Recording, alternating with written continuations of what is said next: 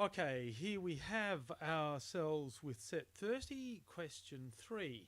We're asked to calculate the volume of ammonia produced at standard temperature and pressure when 22.8 grams of ammonium sulfate is heated with excess, which means more than enough, all that you need, moist calcium hydroxide. Okay, that reaction produces ammonia gas. So here's the idea. First off, we want to write down what we're told.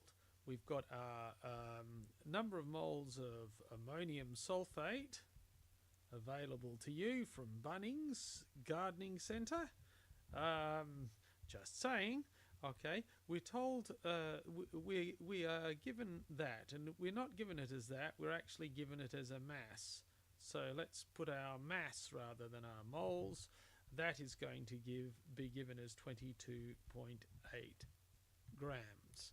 Now, masses aren't any great use to us in and of themselves. First, we have to go for moles. So let's have a look at our strategy. And 1, we're going to take NH4 SO4, 2 there, nice bracket round there like that, and we're going to convert that, the mass of that, to moles. Okay, once we've got moles, we can make this equation work for us because each of the coefficients in front of here really tells us about how many moles or how many numbers of particles we've got. Once we've got that, we can find the number of moles of ammonia. And then finally what we can do is we can convert N of ammonia, number of moles, through to volume of ammonia. That's our strategy. Okay, let's knock it off then. Dealing with part 1, to convert the mass to moles, we know that mass NH4SO4 2, doesn't matter if it doesn't look pretty, is equal to mass on molar mass. Should use the symbols, not write it out, which is equal to 22.8 on MR. Aha! What's MR? MR we have to calculate. MR is going to be equal to the sum of all of those atoms, which is going to be 2 times 14.01 plus 2 times 4 times 1.008.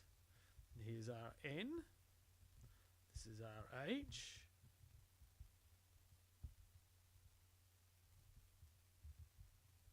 Let's stick brackets around so it's absolutely clear.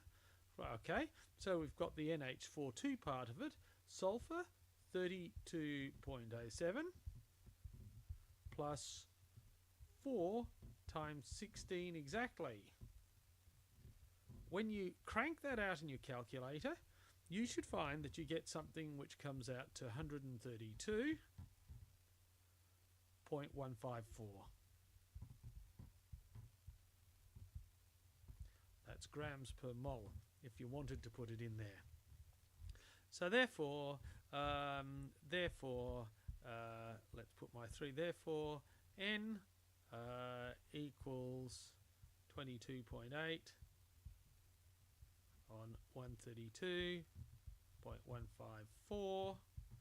And if you go to calculate that one out, you'll find that should give you 0.1725. Okay, so we have actually just solved our first problem for here. Aha. Let's move along a little bit. We now need to find our second one. So we're asking ourselves how many moles of ammonia. So let's do this. NH3 is going to be equal to NH4, the number of moles of ammonium sulfate, times the ratio between the two. So for every 1 mole of ammonium sulfate, we get 2 divided by 1 moles of ammonium that's there. And you find that if you put that one through, that will come to be 0.3451 moles. Congratulations, we've dealt with our second part of our attack strategy. We found the number of moles of ammonia. All that now remains for us to do is the third part, which is to find the volume of ammonia. So volume is equal to number of moles times V mole, which it equals 0.3451, and as we're at STP, we're talking about 22.71 litres, and that will give you a value, if you work it out through, as 7.8361 litres.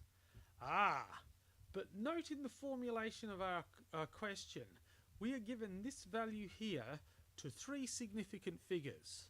So it makes no sense to give any more than 3 significant figures because we don't have the data. It's a little bit like the old joke that 72.953164% of all statistics are made up on the spot. It's a meaningless number, and it's meaningless because it's far more precise than you could possibly have measured at. So instead what we do for our final answer, we give 7.84 litres. And that's our 3 significant figures, and we've answered our question fully and properly. Okay, hope that helps.